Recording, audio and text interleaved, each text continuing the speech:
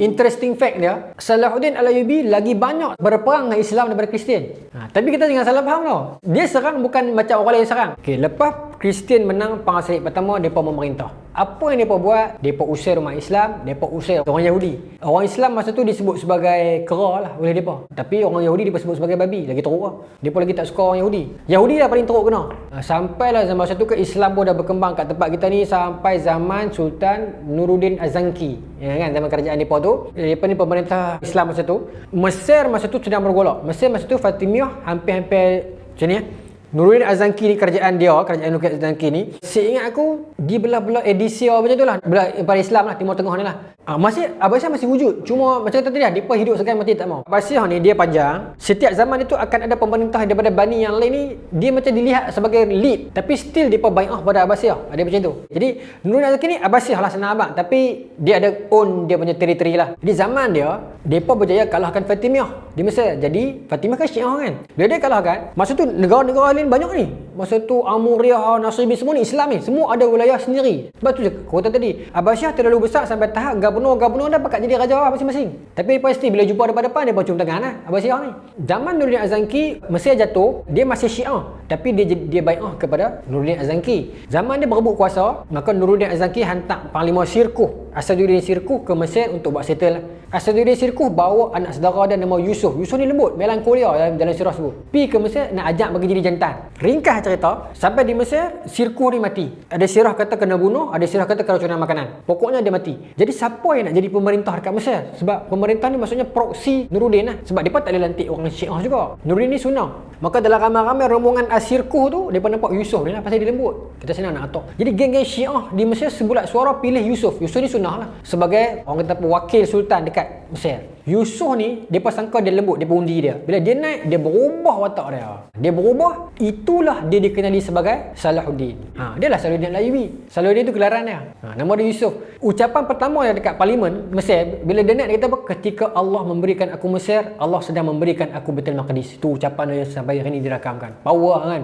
Jadi dia berubah watak. Syiah ingat kita undi dia, nak suruh kita boleh pulah kepala dia. Lala rupanya dia lagi keras. So apa dia buat? Dia pergi hantar mesej kepada semua negara Islam ni, jomlah kita bersatu. Kita tak boleh seronok lah, Kristian duk pegang Baitul Maqdis kan. Jadi jom lah. Tapi semua tak mau layan. Biarlah dia buat kerja dia tak kacau kita. Calon ni dia tak kacau kita, biar dia. Salahuddin tak boleh duduk. Dia tak boleh duduk selagi mana Baitul Maqdis di bilik orang lain. Dia apa dia buat? Dia serang. Dia serang semua negara Islam ni. Interesting fact dia, Salahuddin Al-Ayyubi lagi banyak berperang dengan Islam daripada Kristian. Tapi kita jangan salah faham tau. Dia serang bukan macam orang lain serang. Dia serang agar ditundukkan raja tu jatuh bawah dia. So automatically dia dapat tentera tu bawah dia. So tujuan dia nak satukan semua jadi tentera dia yang kuat. Pasal dia kerajaan dia kecil. Dia Mesir saja kan. Jadi dia berjaya menyatukan.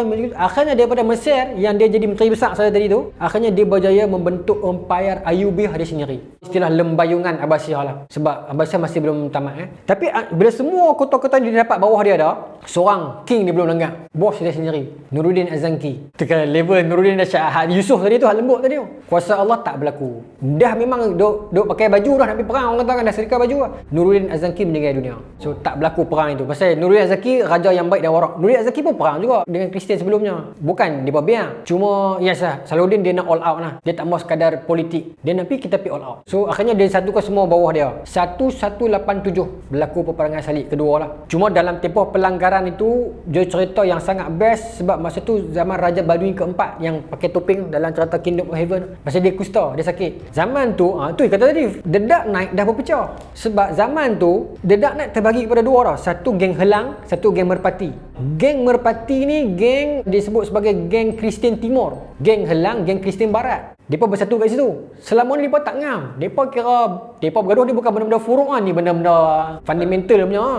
So mereka kan perbezaan agama mereka ni pun besar. Perbezaan mereka bukan takat apa nama ni hukum bismillah kuat bismillah pelan lah. Mereka memang besar tu Isa tu Tuhan ataupun tidak kan. Jadi mereka cuma bersatu sat masa perang lah. Bila mereka dah menang mereka bergaduh balik. Tu bila bergaduh balik tu dalam sirah sebut berlaku banyak kali serangan antara mereka sampai mereka tak ngam. Ketua Merpati nama Raymond, ketua Helang nama Rino. Mereka dua ni memang tak ngam.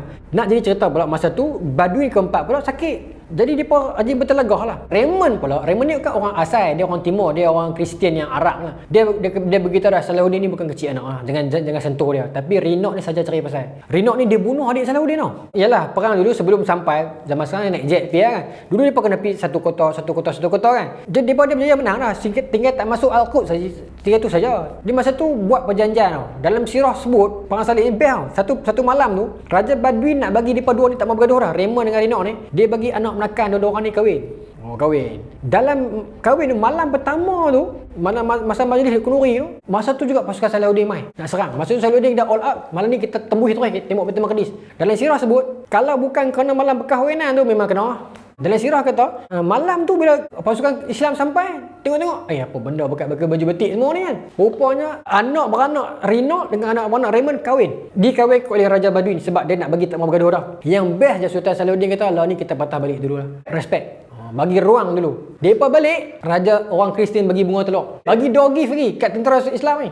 Nak abang kata level toleransi zaman tu. Gentleman lah maksudnya, okey. Dan depa pula berani makan. Ni tu satu logo halal pada. Maksudnya kira Sultan Salahuddin kata kita bagi ruang untuk pengantin muda dulu. Itu yang best toleransi tu. Tapi lepas tu berlaku balik perang lah. Cerita dia lepas pada tu berlaku yang Sultan Salahuddin hilang Sabah ni bila Rinok ni banyak cabang. Rinok ni pitahan caravan yang dilindungi oleh tentera Islam. Dia bunuh adik Sultan Salahuddin Ayyubi. Kemudian dia kata apa? Aku nak tengok Muhammad nampak boleh tolong ataupun tidak. Ayat itu menyebabkan Sultan Salahuddin bersumpah, aku akan bunuh Rinok dengan tanganku sendiri. Cerita panjang lah, tapi akhirnya Islam menang. Kepada penggemar sejarah, kalau hampa semua suka cara saya cerita sejarah tadi dalam video tadi ni, itulah caranya saya cerita sejarah dalam buku ni. Kalau hampa suka, hampa dapatkan Alfu Sanatin ini dekat TikTok ML Studio.